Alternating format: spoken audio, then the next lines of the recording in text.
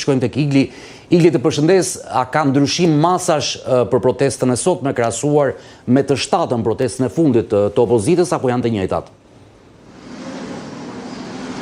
Në fakt, pandi sa i përket numrit të efektive të policisë të angazhuar është i njëjtë me protestën e kaluar. Janë në total rreth 1500 efektiv policie të angazhuar për mbarvajtjen e rendit dhe të sigurisë gjatë protestës së opozitës ditën e sotme, por duke qenë se do të jetë një protestë pra ndryshe nga e kaluara, pra pa podium dhe pa fjalime, do të jetë një protestë marshim. Siç duket, edhe policia e shtetit ka ndryshuar dhe strategjinë e saj lidhur me protestët. Nga informacionet që kam arritur të marr është fakti që policia, përveç se do vendos efektiv policie para kryeministrisë, te parlamenti dhe te institucionet të tjera te ministri, do të vendos edhe furgon me efektiv policie në kryqëzimet kryesore, pra në rrugët kryesore të kryeqytetit, duke parë pra faktin që protesta e opozitës ditën e sotme do të jetë marshim. Lidhur me protestën e kaluar, pam një sjellje ndryshe të policisë së shtetit krahasuar me protestat e mëparshme, ku kryepolici i ri Skënder Hita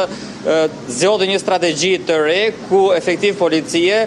u futën me njëherë duke arrestuar në flagrancë pra protestuesit të cilët hidhin lëndë piroteknike në drejtim të kryeministrisë apo bomba molotov, siç i thekson pra policia e shtetit, dhe për herë të parë gjykata la në burg 5 protestues, ku në protestat e mëparshme kemi parë që protestuesit janë lënë të lirë pasi janë arrestuar nga policia. Siç e thash, pra policia pritet të ndjek një strategji tjetër pra ditën e sotme në protestën e opozitës, se si do jetë sjellja e saj karshi protestuesve, duke parë dhe faktin që në protestën e fundit pam një polici më agresive në raport me sjelljen ndaj protestuesve krahasuar me protestat e mëparshme. Igli, si është përkthyer deklarata e policisë që leja është dhënë vetëm për bulevardin Dëshmorët e Kombit nga Ministria e Brendshme deri te kryeministria, kur forma e protestës së sotme është protestë marshim nëpër kryeqytet? Çfarë do thotë që policia nuk do t'i lejojë të shkojnë tek institucionet ku demokratët e kanë bërë planin e tyre?